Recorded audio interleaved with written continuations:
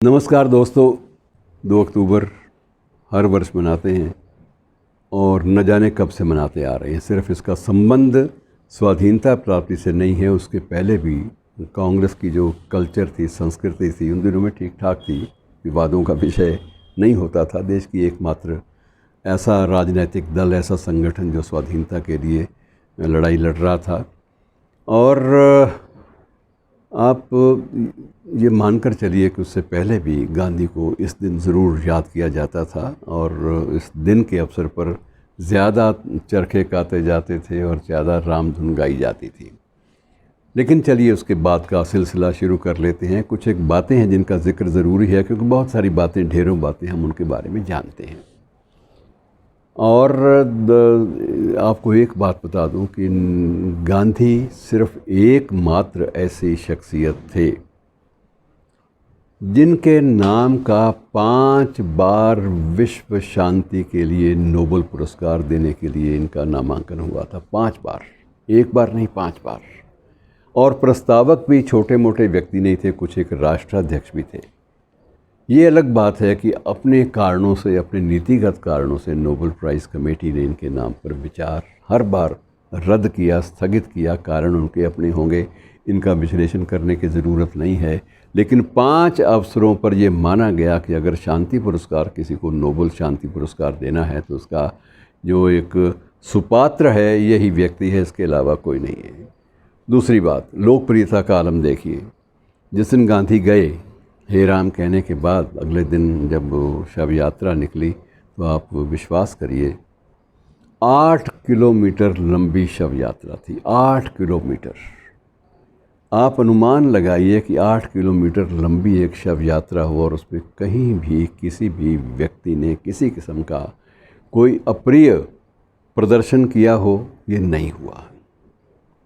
और एक आत्मिक मनोबल की एक पराकाष्ठा है कि वो व्यक्ति जो इनकी हत्या करने के इरादे से, इनको समाप्त करने के इरादे से आया था, उसने भी अपनी पिस्तौल से फायर करने से पहले नमन किया और उसने कोर्ट में स्वीकार भी किया कि उस वक्त मेरे भी एक बार हाथ कांपे थे कि मैं कितनी बड़ी एक भव्य शख्सियत पर फायर करने जा रहा हूँ। अंतिम सांसें मेरी गोलियों में कैद हैं उस शख्स की, लेकिन मेरा ये साहस नहीं था कि मैं भीड़ में से निकलकर मैं कुछ अपशब्दों का इस्तेमाल कर सकूं। ये संभावना ही नहीं थी। उनके सामने जाते ही मेरे दोनों हाथ जुड़ गए थे प्रणाम की मुद्रा में और मैं चाहता था उनके चरणों को भी छूऊं। मेरा मन कर रहा था, अंदर से कहीं से आवाज़ आ रही थी कि नहीं, इस पवित्र आत्मा के चरणों को छू लो, शायद तुम्हारा ये गुनाह समाप्त हो जाए। लेकिन उसने जिस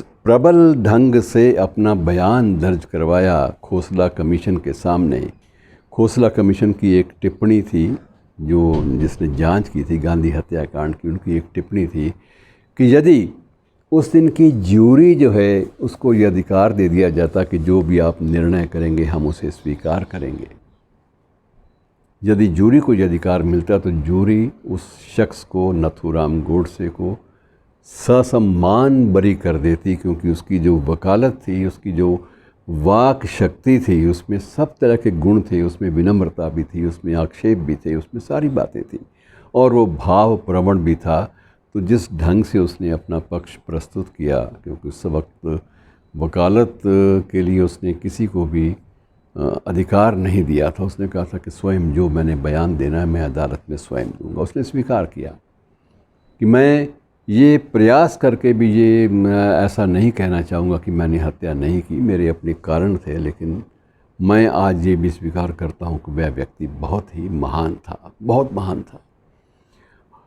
और मित्रों, ये महानता के थोड़े से जो लक्षण होते हैं, ये कई चीज़ों में आप अंदाज़ा लगा लीजिए कि अंग्रेज़ों को डर लगता था तो सिर्फ एक बात से कि ये व्यक्ति खाना खा ले 2 समय का। और सबसे बड़ा भय साम्राज्यवाद को ये लगता था कि जिस दिन ये व्यक्ति अनशन पर बैठता है उस दिन सारा का सारा जो शासन है, ब्रिटिश अधिनायकवाद की जो चूलें हैं वो हिलने लगती हैं कि ये फिर भूख हड़ताल पे बैठ गया। और मित्रों, ऐसी कई बातें हैं जो उनके बारे में आज इनको स्मरण करना बहुत ज़रूरी है। जिस दिन 14 अगस्त की अर्धरात्रि को हमारे देश के प्रथम प्रधानमंत्री के रूप में जवाहरलाल नेहरू अपना बड़ा महत्वपूर्ण और चर्चित भाषण दे रहे थे, ट्रेस्ड विद डेस्टिनी, और कुछ लोग उसको ट्राइस्ट विद डेस्टिनी भी कहते हैं। जब वो अपना ये वक्तव्य दे रहे थे, महत्वपूर्ण वक्तव्य, उस समय गांधी कहाँ थे, इस बात का अनुमान लगाना भी मुश्किल लगता है, तकलीफ़ होती है।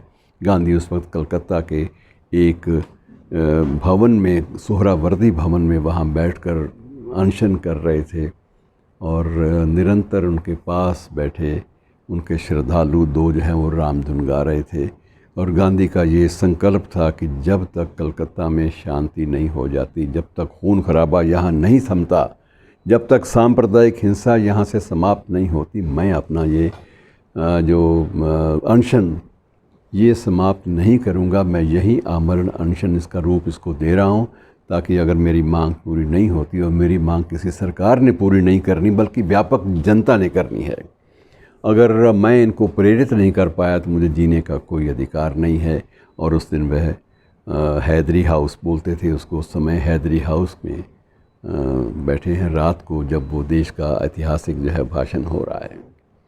तो ये शख्सियतें कितनी बड़ी थी, लेकिन निजी रूप में कभी ना कभी कुछ ऐसे लम्हे भी आते थे जब ये टूट जाते थे।